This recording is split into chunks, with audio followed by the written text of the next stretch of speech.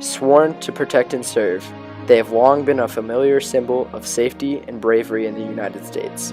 Shiny badges decorating otherwise black ensembles, paired with friendly faces, are recognizable from a distance.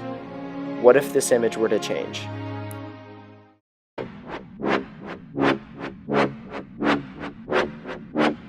Warm and welcoming replaced with cold and solemn. Heavy boots, tear gas, and rifles frequenting our cities.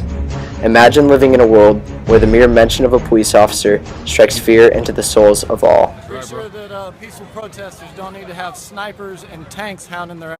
Tell me why, bro. Because the First Amendment protects all Americans in their freedom of expression and freedom of assembly. That is clearly excessive and a violation of every single protester's constitutional rights. I go protect Iraqis in Iraq, and I come back and I find that my fellow Americans are being attacked by police. Thank you, sir. Police militarization is defined as the process whereby civilian police increasingly draw from and pattern themselves around the tenets of militarism. Furthermore, failure to comply with the usage of this new militarism has led to displays of police brutality, the deliberate and unprovoked use of excessive force, usually physical, but also in forms of verbal attacks and psychological intimidation. You are in violation of the state imposed curfew. You are now firing on. The U.S. government does not track how many people are killed by the police.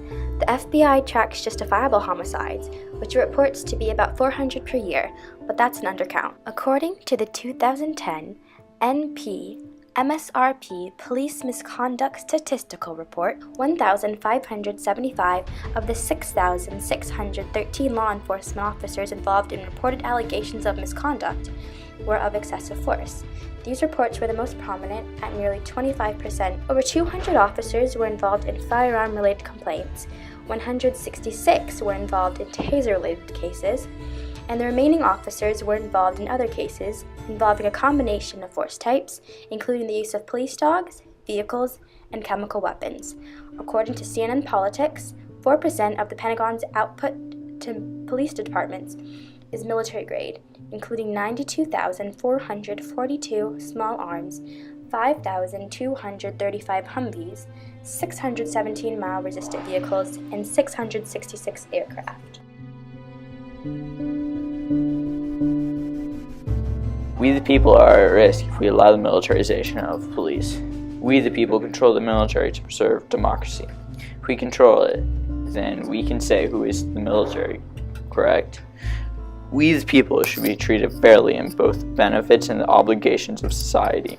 No individual or group should be favored over another, but our police are not following this democratic value. Our police militarization solution is based on a two-step process. One starts with spending.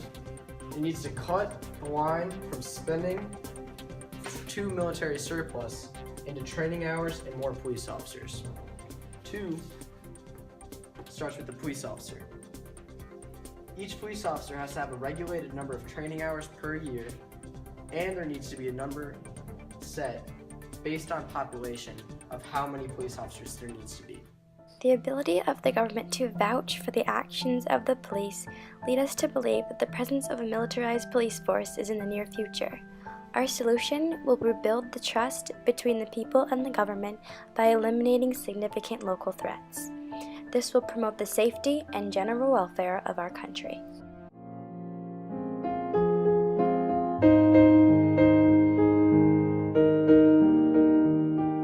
So this is an important line that we've respected for a long time in this country, this idea that, soldiers and police have very different missions, and it's dangerous to start to conflate the two in a free society.